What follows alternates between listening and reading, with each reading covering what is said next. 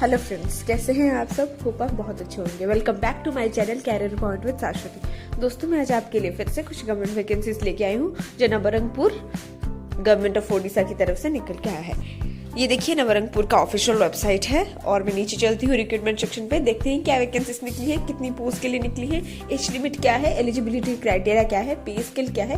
ठीक है, इन सब चीज के बारे में डिस्कस करते हैं। आगे बढ़ने से पहले चैनल को प्लीज लाइक, शेयर और सब्सक्राइब जरूर कर लीजिएगा ताकि जो भी फर्दर गवर्नमेंट वैकेंसीज और उसके रिलेटेड नोटिफिकेशन हो मैं आप तक पहुंचा सकूँ। ठीक है, नीचे चलते हैं। देखिए मैं नीचे जा रही हूँ और रिक्रूटमेंट सेक्शन पे मैंने क्लिक कर लिया है और जो रिक्रूटमेंट नंबर 3 दिसंबर 2025 को निकला है वहां पे मैं क्लिक करती हूँ। देखिए रिक्रूटमेंट पे मैंने क्लिक करने के बाद एडवर्टाइजमेंट आ गया है। राइट साइड में रेड कलर में डॉक्यूमेंट सेक्शन है, वहां पे मैं क्लिक करती हूँ और हम पीडीएफ को चलते हैं। ठीक है, देखिए ऑफिशियल नोटिफिकेशन जो आप स्क्रीन पे देख सकते हैं। ठीक है, चलिए देखते हैं। ऑफिस ऑफ तहसीलदार, ठीक है, नंदहांडी, एडवर्टाइजमेंट निकल के आया है।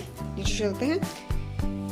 ये किस रिक्रूटमेंट किस प्रोजेक्ट के अंडर आ रहा है? जयपुर नवरंगपुर न्यू बीजी रेल लिंक प्रोजेक्ट के अंडर आ रहा है। ठीक है, अब देखते हैं पोस्ट के बारे में। ये देखिए उन्हें रिटायर्ड रेवेन्यू सुपरवाइजर या इंस्पेक्टर की जरूरत है। एक पोस्ट है, ठीक है, और उनकी मंथली सैलरी कितनी है? 20,000 दिया जाएगा। रिटायर्ड सेक्शन ऑफिसर का रिक्रूटमेंट हो रहा है। 20,000 सैलरी है, एक पोस्ट है। डाटा एंट्री ऑपरेटर 15,000 सैलरी, एक पोस्ट। रिटायर्ड अमीन 10,000 salary, 1 post. Retired chairman 10,000 salary, 1 post. Retired process server 10,000 salary, 1 post. आ गया समझ में? नीचे चलते हैं। एलिजिबिलिटी देख लीजिए। For the post of revenue supervisor और रेवेन्यू इंस्पेक्टर के लिए, ठीक है, एज बिलो 65 होना जरूरी है। और सीनियर असिस्टेंट के लिए सेक्शन ऑफिसर जो है उसका एज बिलो 65 होना जरूरी है।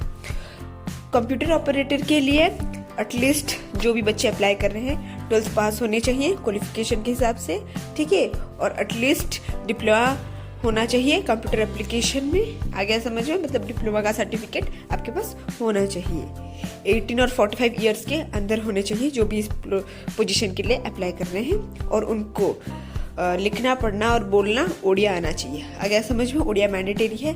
और हाँ, ओडिया आपका 10th तक आप पढ़े हुए होने चाहिए। ये दोनों चीज मैंडेटरी है क्योंकि ये ओडिशा का पोस्ट है, इसलिए अगर आप ओडिया में बात नहीं कर पाएंगे तो नहीं हो सकता, राइट?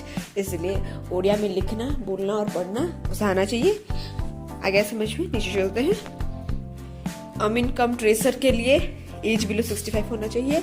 चेयरमैन के लिए एज बिलो 65 होना चाहिए। ठीक है, और उन्हें भी लिखना, पढ़ना, बोलना आना चाहिए ओडिया में और 10th तक ओडिया पास होने चाहिए। ठीक है, प्रोसेस सर्वर के लिए एज 65 बिलो होना चाहिए।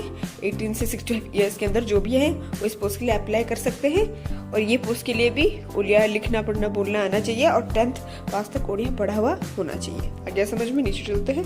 RI, amino and chairman and process server के लिए जो भी अप्लाई करेंगे उनका सिर्फ एक्सपीरियंस काम देगा। ठीक है, क्योंकि वो रिटायर्ड मांगा गया है तो आपके एक्सपीरियंस के हिसाब से आपको रिक्रूटमेंट होगा।